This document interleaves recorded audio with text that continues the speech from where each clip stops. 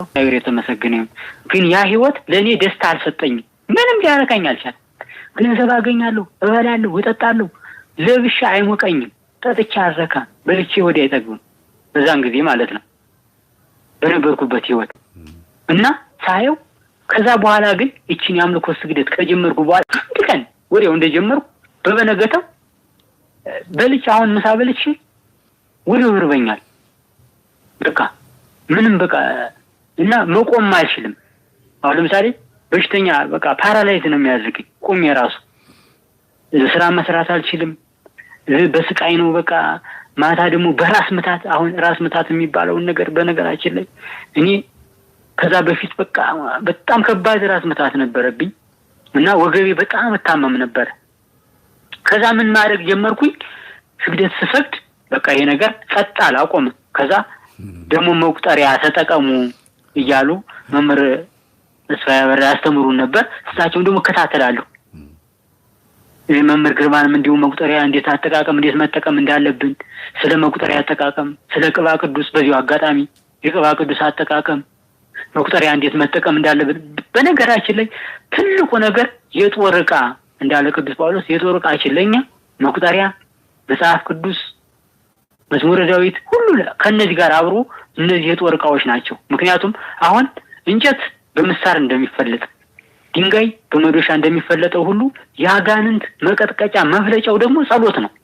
አንደኛው ትልቁ አጋንንትን የምንቀጠቅጥባቸው ምን ፈልጠው የምንቆርጠው በጸሎት ነው። በቃ ጸሎት ወፍ ሳይንጫጫ ሰው ሳይናገር በሌሊት ሳንረብሽ ጸጥ ባለ በተረጋጋ ሁኔታ ሌሊት ምን ጸልየው ጸሎት በጣም የሰላም ጸሎት ነው። የሰላም ከእግዚአብሔር ጋር እኔ ሌሊት ስጸልይ ከእግዚአብሔር ጋር እየተነጋገርኩ ያለ ነው የሚሰማኝ እውነት ለመናገር ማለት ነው። ከእግዚአብሔር ክርስቶስ በፊቴ እንዳለ ነው የሚሰማኝ። ይሄ አሁን ይሄ ምን ስናገር ለሰው እንዲህ ሊመስል ይችላል፣ ግን እኔ ከምሬ ከልቤ ነው የምናገረው። ከክርስቶስ ጋር የምነጋገር ያክል ነበር የሚሰማኝ እና ምንድነው ጸሎት ጸልዩ በማታ በሌሊት መሆን እንዳለበት።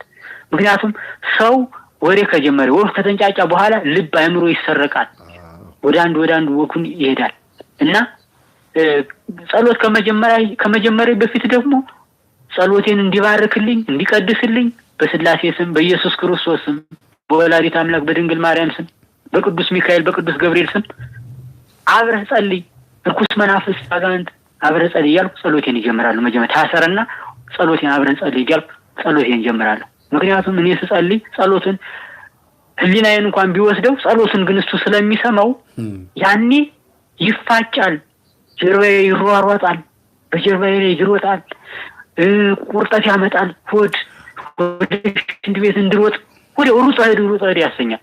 አይ ምንም ነገር ጸጥ ሳልረበሽ ጸጥ ብዬ ጸሎቴን አደርጋለሁ። ከዛ ቀን ሲሄድ ቀን ወደ ስራ ወደ ተግባር የሰላም ውሎ እላለሁና ማንም ሰው ሳይጸልይ የሚውል ሰው በራሱ ላይ ክፉ መከራ ክፉ ደዌ ጭኖ እንደሚውል ማወቅ አለበት። በዚሁ አጋጣሚ መናገር የምፈልገው የማይጸልይ ሰው እንደሞተ በቃ የሞተ ሰው ማለት ነው። በቁመናው የሞተ ሰው ነው በራሴ የማይሰግድ ሰው የቆመ የሞተ ሰው የተማረከ ሰው ምን ይባላል? ምርኮኛ ማለት ነውና ይሄ አለ። ይሄንን ነገር ሁሉም ነገር እንዲማርበት አሁን እኔ ይሄንን ስናገር ያው በነገራችን ላይ አጋጣሚ አሁን የመናገር እንትን ብዙ ችሎታ ስለሌለኝ ብዙ ጊዜ ይቅርታ እጠይቃለሁ። በዚሁ አጋጣሚ አንደበቴ ያው ድል ይችላል። ብዙ ጊዜ ሚዲያ ላይ ቀርቤ አላቅም። የመናገር አቅም ቢሉም ግን አንድ ሙስሊምን እኮ ኦርቶዶክስ አድርገውት በዚህ እርሶ በሚሉት አንደበት ማርከዋል። ይሄ የመንፈስ ቅዱስ መጎብኘት ወይም በመንፈስ ቅዱስ መጎብኘት የሚያሳይ ነው እንጂ የጥሩ ተናጋሪ የሚባሉ ሰዎች ወይም አሪፍ ቃላት ተናግረው እኮ ምንም ነፍሳትን ላያመጡም ይችላሉ። ስለዚህ ዋናው የቃላት ማጣፈጡ ሳይሆን የልቦትን ማካፈሎትን ነውና ይሄን ለማለት ፈልገን አባታችን ግን እስቲ አጋንንት ደግሞ በገዳም ውስጥ ያለውን ፈተና እስቲ ንገሩን። በገዳም ውስጥ ያለውን የአጋንንት ፈተና ይሄ ከስጋ የሚመጣው ፈተና እንዳለ ሆኖ በህሊና የሚፈትነው እንዳለ ሆኖ በገሃድ ደግሞ ሰይጣን የሚፈትንበት ሁኔታ አለ።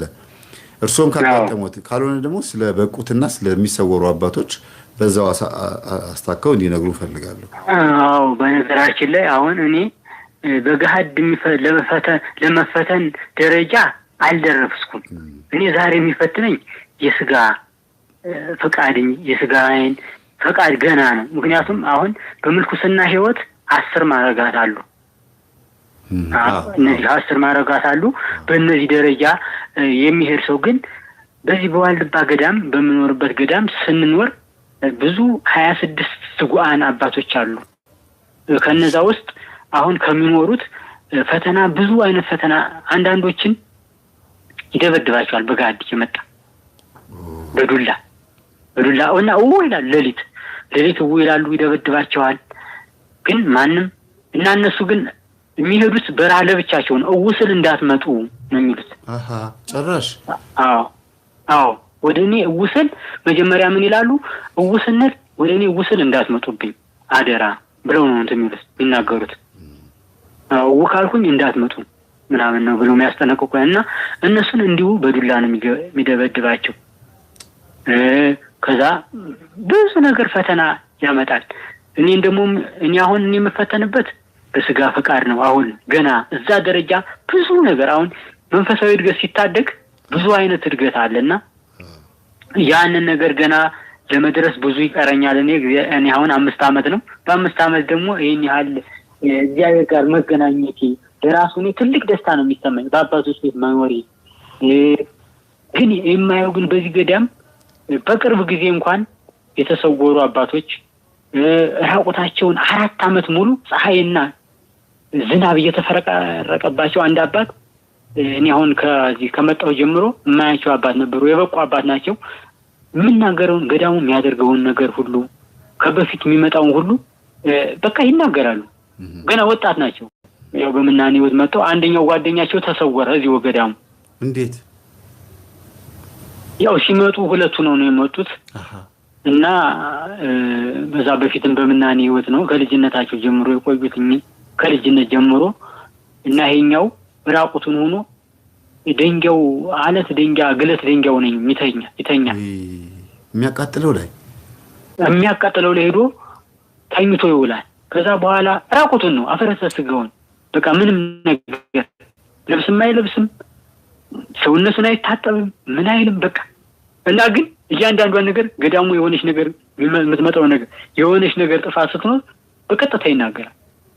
ይታየው ገዳሙ 4 አመት ሙሉ እንግዲህ ዝናብና ፀሐይ እየተፈራረቀበት እኔ የሱን ሳይ እኛው የኔ ያኗኗር እንዴት ነው ብዬ እንደገና መንፈሳዊ ህይወት መለማመድ ነው ሁሌ የሚጀምረው።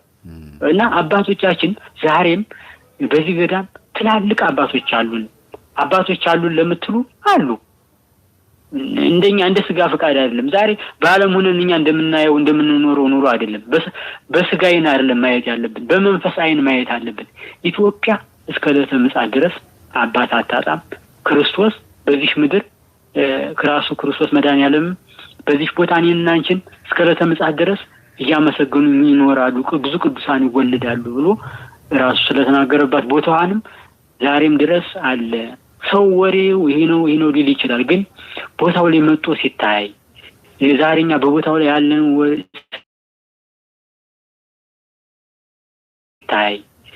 ዛሬኛ በቦታው ላይ ያለን እንደ ቀላል ነገር እህል የማይበላበት በአርሙሙ ቆዩ አንዴ አባታችን ላስተካክለው ኔትወርክ ትንሽ ብላችሁ ነው። እሺ በአርሙሙ በተደሞ ስለ ሀገር የሚጸልይ 24 ሰዓት ጧት ሰላም ለኪ ይደገማል፣ ስለ ሀገር ይጸልያል። ማታ ከስራ በኋላ ስንመጣ ሰላም ለኪ ይደገማል፣ ስለ ሀገር ይጸልያል። ሀገራችን ኢትዮጵያን ሰላም አድርግልን። ይሄ 24 ሰዓት ነው። በዋልድባ ገዳም ሰርክ በቤተ ክርስቲያን ስለ ሀገር ይጸልያል፣ ስለ ህዝበ ክርስቲያን ይጸልያል፣ ስለ ሃይማኖት ይጸልያል፣ ስለ ህዝብ ስለ መንግስት ይጸልያል። ስለ ሀገራችን ኢትዮጵያን ባርክልን፣ ህዝቦቻችን መሪዎቻችን የቤተ ክርስቲያን መሪዎች ጳጳሳትን ይባርክልን ይቀድስልን።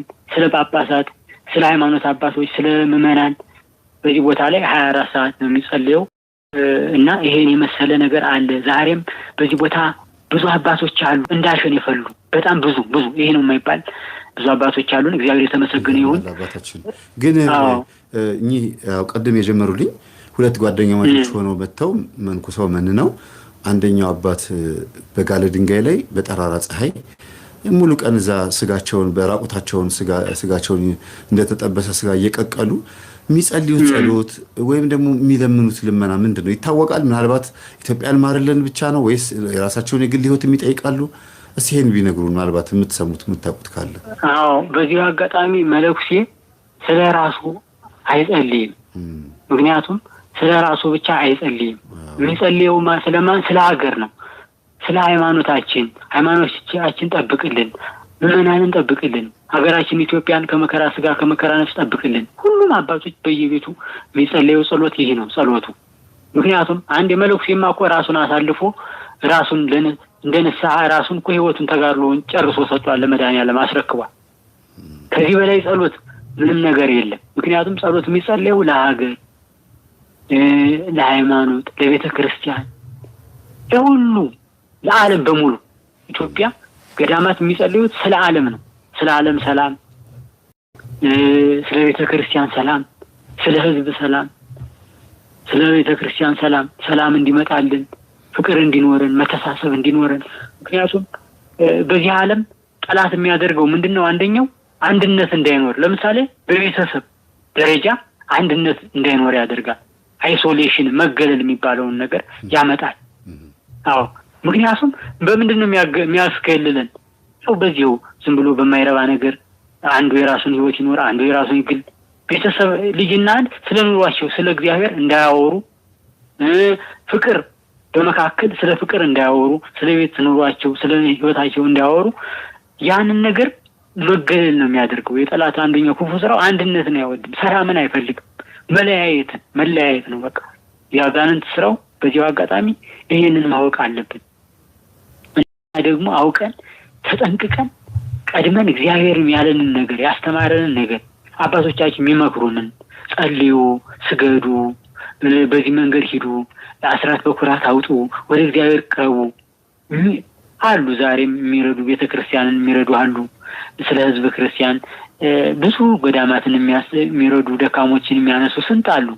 እኔ ባየሁት እግዚአብሔር የተመሰገነ ይሁን በትንሽ ጊዜ ኑሮዬ ያየኋቸው መምህር ግርማን የበዓል ጊዜ ሲመጣ አስበው በዓላትን አስበው ሂደው ይህንን ያደርጋሉ። በየቦታው ብር ይሰጣሉ እየሰበሰቡ። እንደገና ደግሞ እነዚህ ቆሎ የሚሸጡትን ደካሞችን ሂደው ደግሞ እንደነሱ ስራቸውን ይጠይቁና እንዴት ነው ኑሯችሁ ምን እያሉ እንደዚህ አይነት አባቶች እንዲፈጠሩልን ነው አሁን የምናገረው። አባቶቻችንም ይህንን ነገር እንዲያስተምሩን፣ መልካም ወደ እግዚአብሔር እንድንቀርብ፣ ቃል መልካሙን ነገር እንድናስብ፣ መዋደድን፣ መልካምነትን። ክርስቶስ እኮ ስለኛ ነው ተላልፎ የተሰጠ አይደል? እኛን ሞት ተሸከመ። እኛ ልንሞተው የነበረውን ሞት እኛ ልንሸከመው የነበረውን ሸክም ነው በመስቀል ላይ የተሸከመልን። ስለዚህ እኛ ደግሞ አንዳችን ለአንዳችን መተላለፍን መኖርን ካለመድን በመንፈሳዊ ይሄን ካልኖር ኑሮ አይባልም። ኑሮ ማለት ይሄ ነው። አንዳችን ለአንዳችን መተሳሰብን፣ እንዴት መኖር እንዳለብን፣ መንፈሳዊ ህይወትን፣ ከእግዚአብሔር ጋር መገናኘትን፣ ሰው ማድረግን፣ ሰው መሆን። አዎ አንደኛው ትልቁ ነገር ሰው መሆን። ሰው እንዴት ነው የምንሆነው? በመልካም ምግባር፣ በሃይማኖት ማደግ፣ ልጆቻችን በሃይማኖት ማሳደግ፣ በቤተ ክርስቲያን ማስቀደስ፣ ቁርባን ማስቆረብ፣ ሃይማኖትን እንዲማሩ፣ ነገረ መለኮትን፣ ነገረ ቅዱሳንን እንዲማሩ ማድረግ። ይሄ ነው ትልቁ ነገርና እኔ ከሳቸው የተማርኩት ነገር አንደኛ ይሄን ነው። እኔ በህይወቴ ያወቁት ክርስቶስን እንዳወቁ ያደረጋችሁኝ ነው አንደኛ ትልቁ ነገር። ይሄን ተምሬያለሁ። ዛሬም ለምኖርበት ትልቁ ህይወት መንገድና መሰላል የሆነኝ ይሄ ህይወት ነው። በዚህ መንገድ መሄዴ ነው። በአምልኮት ህይወት መሄዴ ነው። ይሄ ነው ይገርም ነው። ህይወት እንዲገፋ ይመራኝ። በጣም ይገርማል። አሁን እንግዲህ ወደ ምንኩስና ህይወት ካልተገባ ጠቅልል ብሎ እንደዚህ እግዚአብሔርን በደንብ አድርጎ ካላመለኩት ወይም ደግሞ አገልጋይ ካልሆኑ ማይፈወሱ የሚመስላቸው ብዙ ሰዎች አሉ። ወይም እግዚአብሔር ማይምራቸው የሚመስላቸው ሰዎች አሉ። በትዳርም እግዚአብሔር እንደሚጎበኝ